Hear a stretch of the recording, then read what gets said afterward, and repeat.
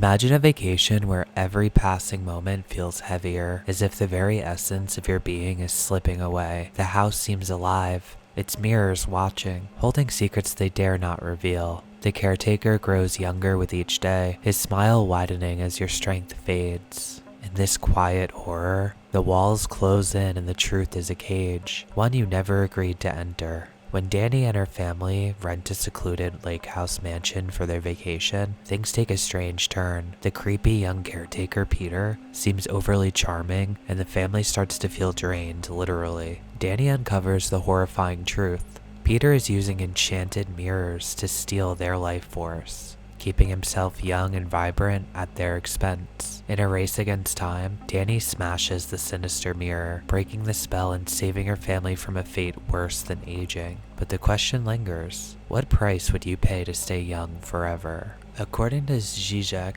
ideology functions like a mirror, reflecting an image that appears coherent and true but is ultimately a construct designed to sustain power dynamics. In Peter's house, the mirrors are literal and metaphorical instruments of his control. They reflect a facade of beauty and youth while concealing the parasitic process underneath. For Zizek, Peter's use of mirrors embodies a perverse ideological fantasy. He positions himself as the subject who overcomes natural decay, living out the ultimate dream of contemporary consumer culture: eternal youth and vitality. The family, in their unawareness, becomes complicit in this fantasy, embodying Zizek's concept of the subject supposed to believe. Only Danielle's resistance, her refusal to accept the mirror's reflection as truth, breaks the ideological spell. Moreover, Zizek's critique of consumerism grip on identity can be seen in Peter's obsessive need to rejuvenate himself. His mirrors symbolize the commodification of vitality, where human life becomes a consumable product. This transformation of life into an object of exchange critiques not just Peter's vanity,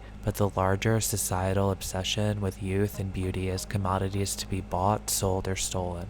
Walter Benjamin's insights into art and modernity, particularly his concept of the aura, provide another layer of analysis here. For Benjamin, the aura represents the unique presence of an object in time and space, an authenticity that is lost in the age of mechanical reproduction. In Peter's scheme, life itself becomes commodified. The mirrors strip the family of their vitality, reducing them to mere resources for Peter's consumption. Benjamin might argue that Peter's obsession with youth reflects a broader cultural loss of authenticity. By attempting to halt time and replicate vitality, Peter erases the natural progression of life, much like how the reproduction of art erodes its aura. The episode critiques this obsession, suggesting that the pursuit of eternal youth leads not to fulfillment, but to a hollow existence devoid of genuine connection. Furthermore, Benjamin's critique of modernity's mechanization aligns with the episode's themes. The mirrors function as a technological apparatus that robs individuals of their uniqueness and reduces them to raw material. This mechanization of life, turning human vitality into a resource, illustrates the dehumanizing effects of a worldview that prioritizes preservation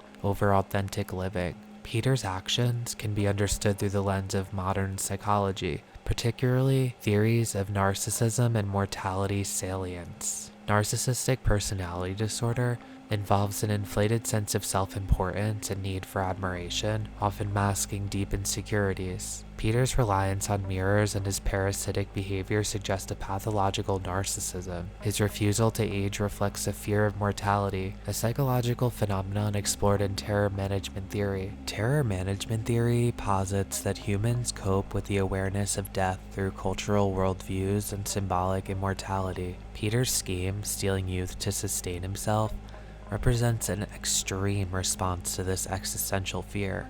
His obsessive behavior demonstrates the destructive lengths to which individuals will go to stave off the inevitable reality of aging and death.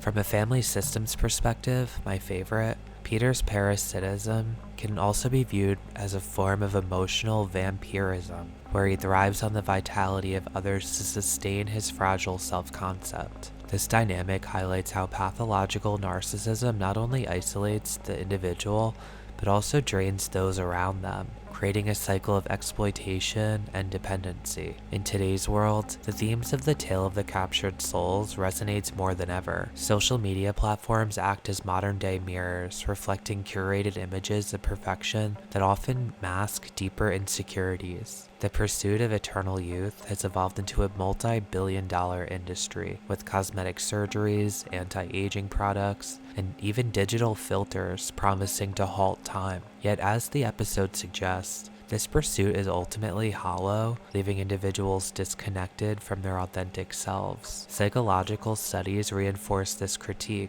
Research on social comparison theory reveals that constant exposure to idealized images fosters feelings of inadequacy and low self-esteem. The episode serves as a cautionary tale, reminding viewers of the dangers of equating self-worth with appearance, and the importance of prioritizing authenticity over perfection.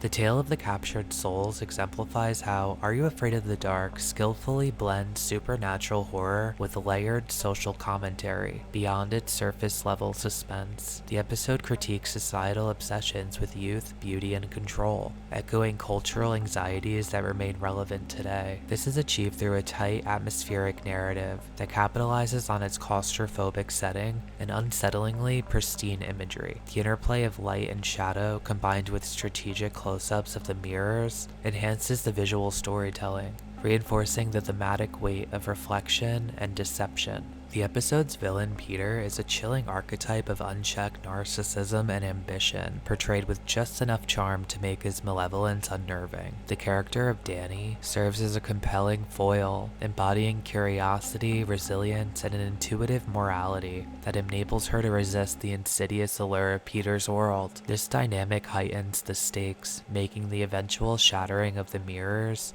both the literal and symbolic breaking of the facade. Critically, the episode also uses its pacing to build tension effectively. The gradual realization of Peter's scheme mirrors the way ideologies and societal pressures subtly infiltrate everyday life. The show's commitment to leaving moral questions unanswered, such as whether Peter's obsession stems from fear, greed, or desperation, lends the story an ambiguity that deepens its resonance. From a production standpoint, the episode's mise-en-scene, centered on the use of mirrors and symmetrical compositions, draws viewers into Peter's meticulously controlled world. The visual aesthetics underscore the theme of reflection, both literal and metaphorical, emphasizing the distorted perceptions we often have of ourselves and others. The tale of the captured souls is a standout in the Are You Afraid of the Dark canon, blending effective horror with rich thematic depth. It invites viewers to question their own relationships with vanity, identity, and the cultural obsession with perfection. For film critics, this episode serves as a prime example of how children's media can tackle complex, universally relevant issues under the guise of a spooky story. So as the final shards of Peter's mirror glint in the fading sunlight, we are left with the haunting reflection of our own world. A story once whispered around a campfire now echoes the truths we cannot ignore. In our endless pursuit of youth, beauty, and perfection, do we risk becoming like Peter, chained to illusions that drain us of our humanity? Perhaps the ultimate terror lies not in the breaking of glass, but in the face it reveals, a face we might not recognize as our own. Watch this video next.